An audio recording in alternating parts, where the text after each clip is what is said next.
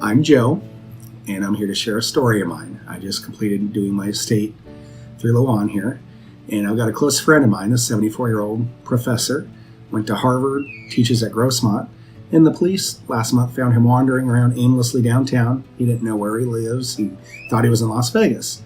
Lo and behold, he was been held up in the hospital here for the last month, not knowing where he's at.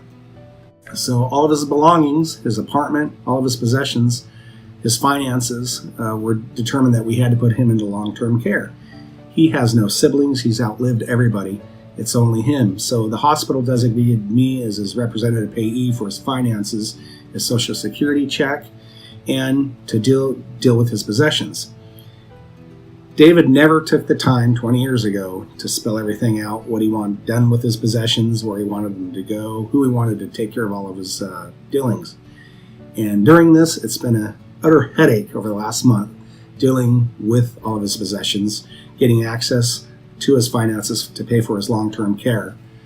Like pulling teeth, it's been done, and he's been frustrating that things aren't going the way he wanted to, but because he never got all of his ducks spelled out on paper in the form of a will or trust or how he wanted his possessions taken care of, it's been very difficult. I see this a lot as a paramedic. We see a lot of homeless people, a lot of elderly people that haven't have their estate plan appropriately, and we also see on the other end people that have had all their ducks put in a row. So it's been really a seamless process to where their belongings go after they're incapacitated and unable to make decisions for themselves. David isn't one of those cases. Me as his close friend, I've been going through this, and it's been pretty much a nightmare because he didn't have all of his ducks in a row.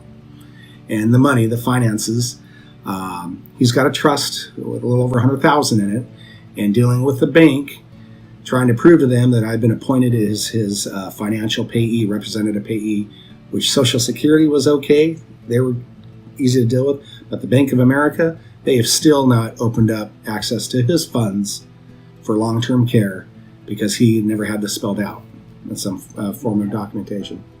And I've had to fork out hundreds of my own personal money to pay for getting his apartment cleaned and cleared out, and all of his books donated, and truckloads of books donated, and have his neighbors help clean the apartment out to get it rented out.